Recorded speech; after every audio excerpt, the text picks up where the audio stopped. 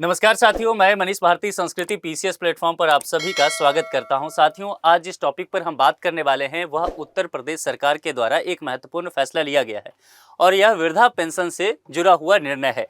आएंगे इस पर चर्चा करेंगे। दरअसल यूपी में योगी कैबिनेट के द्वारा कई मुद्दों पर बात की गई है और तकरीबन 20 से अधिक मुद्दे हैं जिस पर महत्वपूर्ण फैसला लिया गया है। सभी पर हम देखेंगे विस्तार से। उससे पहले आपके लिए एक सूचना है, चिल्ड्रेंस डे ऑफर दिया जा रहा है संस्कृति आईएएस के द्वारा।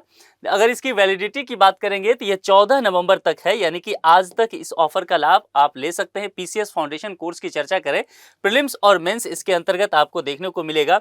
ऑनलाइन कोर्स की अगर बात करें तो मोर देन 60 to 75% का ऑफ आप यहाँ पर ले सकते हैं और ये आपका कॉन्टैक्ट डिटेल्स है जिस पर आप जाकर के अच्छे से जानकारी लीजिए। और ये तमाम कोर्स जो आप देख रहे हैं इसमें से जो भी आपका मनचाहा कोर्स हो इस ऑफर के दौरान उसका आप लाभ उठा सकते हैं। अब चलिए मुद्दे की तरफ चलते हैं। वृद्धा पेंशन को लेकर के फैसला लिया गया है। इसके अलावा जो मैंने आपको कहा कि कैबिनेट के मीटिंग में 20 अहम प्रस्ताव पर भी बात की गई है। एक एक करके समझने की कोशिश करेंगे। सबसे पहले जो है हम वो कोशिश करेंगे कि वृद्धा पेंशन से क्या चीजें हुआ है उसको जाने। देखिए, यहाँ पर जो कैबिनेट की मीटिंग हुआ तो सबसे पहले कुछ चीजों को लेकर के बातें की गई। जिस तरह से भारतीय महिला क्रिकेट टीम ने अभी वर्ल्ड कप जीता उसको लेकर के बधाई दिया गया।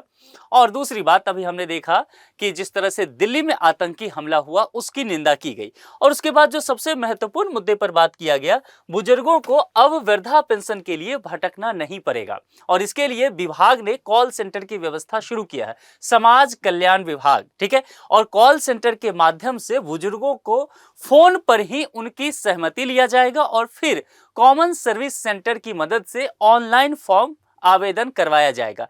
यानी कि आप समझ लीजिए, यानी कि बुजुर्ग व्यक्ति जो हैं, जो पेंशन के लिए इधर उधर इस ऑफिस से उस ऑफिस भटकते रहते हैं, अब इनकी आवश्यकता नहीं है। ये जिम्मेदारी सरकार ले रही है।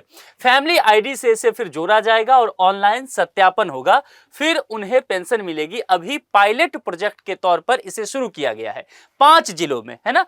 जो राज्य के 5 जिलों में शुरुआत की गई है। पायलट प्रोजेक्ट क्या होता है? पायलट प्रोजेक्ट कहने का तात्पर्य हुआ कि सरकार अगर किसी भी तरह के नए पैटर्न या पॉलिसी लेकर के आती है तो क्या किया जाता है कि कुछ जगहों पर पहले उसकी शुरुआत किया जाता है और देखा जाता है कि कितना सही ये काम हुआ है। फीडबैक लिया जाता है और फीडबैक में देखा जाता है और क्या सुधार किया जा सकता था। उसके बाद एक ओवरऑल पॉलिसी बनाई जाती है और उसके बाद पूरे राज्य या पूरे देश, अगर राष्ट्रीय स्तर का मसला है तो पूरे देश में लागू किया जाता है।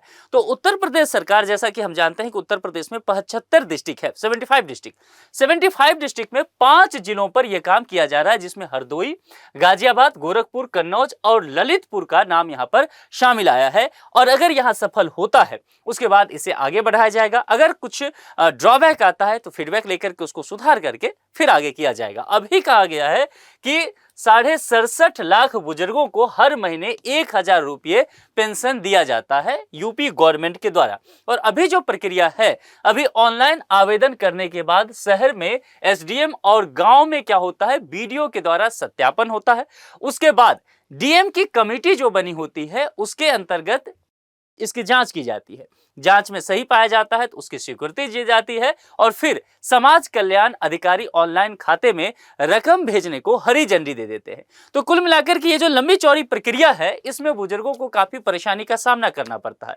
60 वर्ष से अधिक उम्र के देखेंगे शहरी इलाके में रहने वाले बुजुर्ग, जिनकी वार्षिक आय को लेकर के चर्चा किया जाए तो 56,460 रुपये और ग्रामीण क्षेत्र में 46,080 रुपये है, इसका लाभ उनको दिया जाएगा। ठीक है, अब इसके अलावा किन प्रस्ताव पर बात हुई है जरा इसको समझने की कोशिश करते हैं। जैसा मैंने कहा कि इन सब चीजों के अलावा 20 अलग अलग ऐसे मुद्दे रहे हैं जहां पर बहुत सारी चीजों को लेकर के बात किया गया है और कोशिश किया गया है कि राज्य में विकास के कार्य को कैसे आगे बढ़ाया जाएगा। जिसके अंतर्गत अगर आप देखेंगे तो नोएडा के जेपी ग्रुप से नोएडा से बलिया तक का 8 लेन एक्सप्रेस जो है उसके बनाने का अनुबंध जो है यहां पर रद्द किया गया है।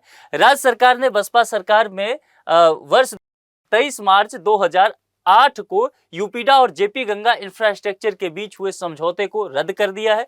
सरकार इसके लिए जेपी गंगा इंफ्रास्ट्रक्चर को 3.26 करोड़ रुपए जो है वो लौटा देगी और यह राशि भूमि अधिग्रहण के लिए जमा की गई 25.96 करोड़ रुपए की धनराशि में से बच गई थी। इसके अलावा अब 7 मीटर चौड़ी सड़क पर बन सकेंगे प्लेज पार्क, यह भी व्यवस्था किया गया है। और इसके अलावा अभी अभी तक जो है कम से कम 12 मीटर चौड़ी सड़क जो है इसके लिए जरूरी था। यहाँ पर एक अपडेट किया गया है। अब 7 मीटर और 1.5 मीटर पर पेवमेंट भी शामिल किया जाएगा। इसके अलावा कुछ महत्वपूर्ण चीजों को लेकर के बात किया जाए तो कहा गया है कि शाहजहांपुर में एक प्राइवेट यूनिवर्सिटी बनाए जाने की बात की गई है। गन्ना की अगर बात करेंगे, देखिए गन्ना मूल को कैबिनेट की मंजूरी दे दी गई है और अगेती जाति के लिए 400 रुपये जो है एसएपी भी तय किया गया है। लेखपाल की अगर बात करें, लेखपाल के पद पर 2% योग्य कर्मचारियों को यहां पर प्रोन्नति भी देने की बात की गई है। कुल मिलाकर के यहां पर देखा जाए तो ये 20 तरह के इस तरह के महत्वपूर्ण फैसले लिए गए हैं कैबिनेट के द्वारा। लेकिन सबसे महत्वपूर्ण फैसला जो है वो वृद्धा पेंशन को लेकर के लिया गया है। यानी कि वृद्धा पेंशन लेने वाले जितने भी लोग हैं, आने वाले समय में उनको अब इधर उधर भटकना नहीं पड़ेगा, बल्कि ऑनलाइन आवेदन हो जाएगा और फिर उनके खाते में सीधे रुपया पहुंच जाएगा। तो आप लोग इस पर क्या सोचते हैं और आपको लगता है कि सरकार और क्या सहूलियत दे सकती है वृद्ध लोगों को? अपनी राय कमेंट बॉक्स में लिख करके जरूर बताएं। यदि अभी तक आपने संस्कृति पीसीएस चैनल को सब्सक्राइब नहीं किया है तो प्लीज सब्सक्राइब जरूर कर ले। जुड़ने के लिए आप सभी का बहुत बहुत शुक्रिया। Thank you so much.